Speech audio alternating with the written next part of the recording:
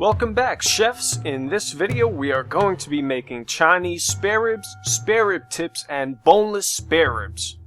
Here I have 2 pounds of spare ribs, and the first thing I'm going to do is cut out any obvious areas that contain no bones from my boneless ribs.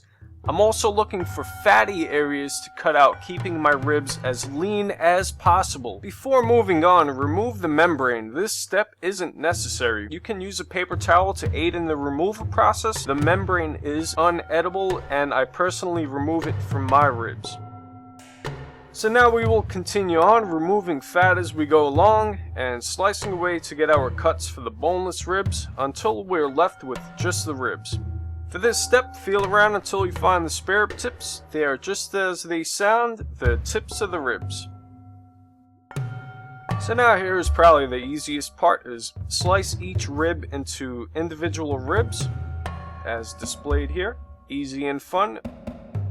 The next thing you want to do is cut the spare rib tips into just about bite-sized pieces. If you follow the steps, this is what you'll end up with. Cuts of spare rib tips, spare ribs, and boneless spare ribs. Now we're going to prepare the marinade. You'll need 1/3 cup of hoisin sauce, 1/4 cup of soy sauce, 3 tablespoons of sherry vinegar, can be replaced with vinegar, regular vinegar, or rice wine vinegar, 1 tablespoon of sesame oil, 1 teaspoon of red food coloring, can be replaced with beet juice, 2 tablespoons of sugar, 1 teaspoon of garlic powder, 2 tablespoons of honey, and 4 pieces of crushed star anise. Now here's the fun part. Simply combine all of the ingredients and whisk it all together. After it's well combined, it's time to add in the meat. I like to tenderize the meat a bit by poking it with a fork or a knife. I feel it helps absorb some of the flavor deeper into the cavities I've created. Now put the bowl in a plastic bag, Ziploc bag, however you do it. Put it in the fridge for 1 to 24 hours. I personally marinate mine for about 24 hours.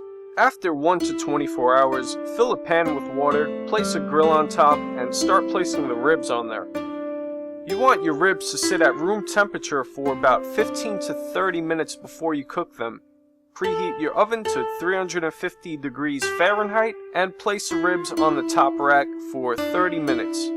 After 30 minutes, remove the ribs and baste them with some of the leftover marinade. Keep in mind the tender boneless ribs won't take that long and will probably be done in 30 minutes. So at this point, the boneless ribs are about ready to eat. After about an hour, the ribs and the tips are ready to eat. But there's one last step that makes all the difference. Drizzle honey on the ribs and place them into the broiler on low for a couple of minutes on each side. Be sure to watch them because they can burn. And there we go, all done. I'm serving it with some refried black beans and a little rice with some broccoli. So let's give it a shot. Cooked perfectly, juicy, and it tastes just like what I get at the Chinese restaurant. Not really the healthiest food to eat at all, but my God, it's so good.